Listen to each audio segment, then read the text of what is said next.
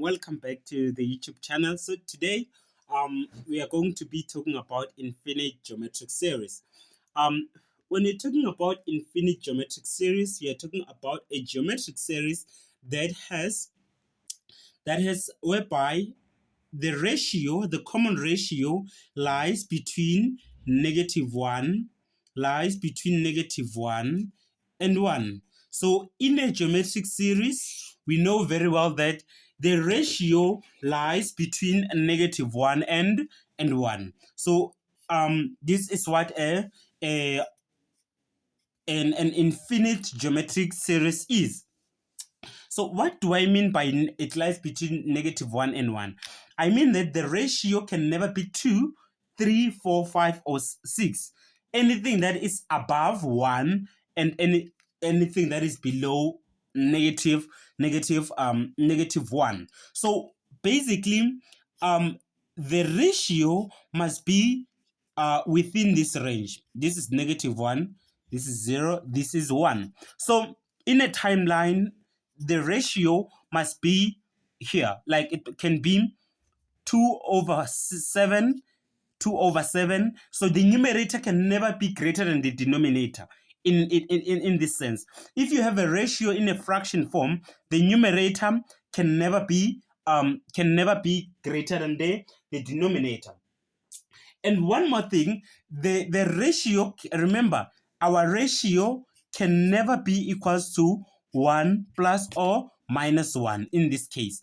In a geometric series, the ratio can never be plus or minus 1. So whenever you get the ratio having a numerator greater than a denominator, when I'm referring to a numerator greater than the denominator, guys, remember mathematically, so 1 is our numerator, and then this one is our denominator. So in any case whereby you find the denominator less than the numerator, it means that it is not an infinite geometric series. It can never happen, guys. So now the formula or the general sum of an infinite geometric series is like the sum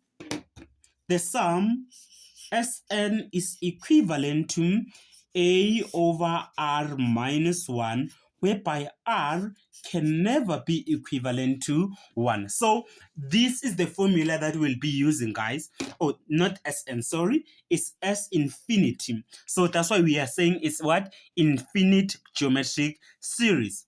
In this case, we do not have the n term. The n term is what is infinite. When adding all the term of the series, you're gonna get, we can know what will be the sum, not the exact value, guys.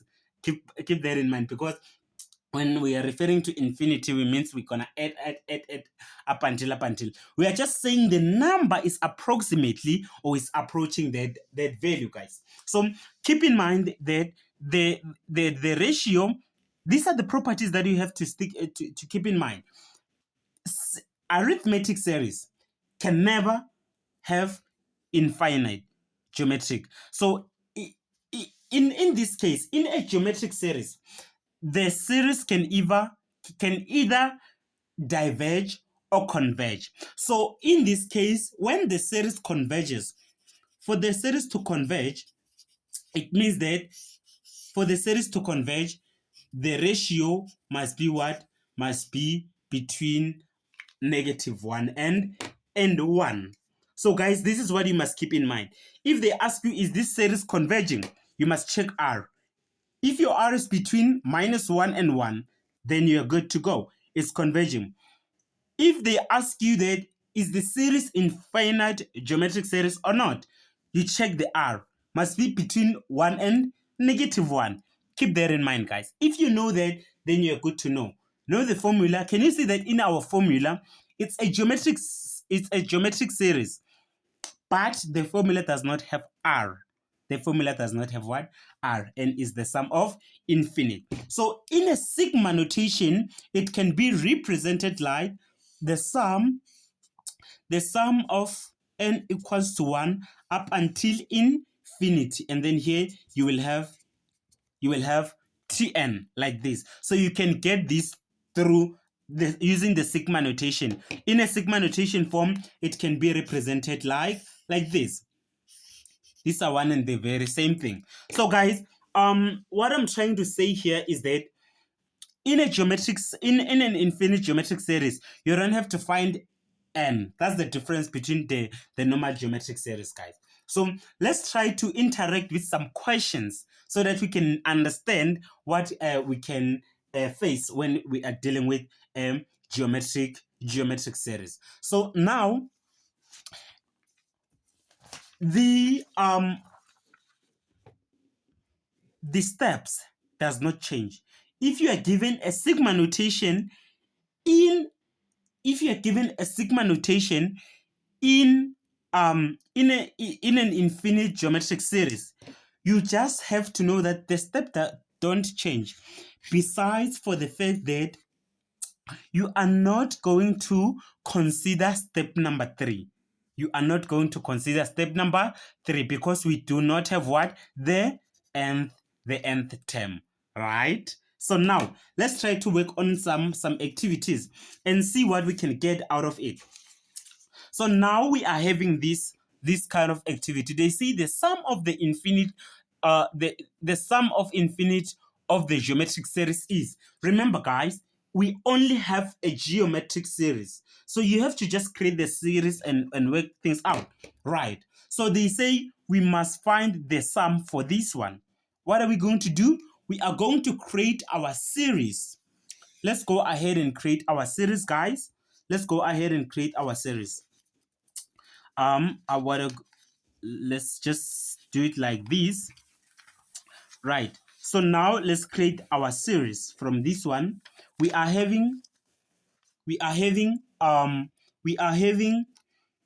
the sum infinite n equal 1 and then 3 over 10 exponent n, right? So now we are going to create our series. So let's create our series. We're gonna put 1 here. It's gonna be 3 over 10 exponent 1 plus 3 over 10 exponent 2 plus 3 over 10 exponent 3, right? It's going to continue up until it reaches what? The infinity. Up until it reaches infinity. So for us to find this, we already know that the first term a is equivalent to 3. Now what are we going to do now? We're going to find our r. How are we going to get r? We're going to say t2 divided by t1, which is equivalent to, what is the t2 in this case? Our t2 is 3 over 10 exponent 2 divided by 3 over 10 exponent 1. Now we are going to click the calculator and see what we get.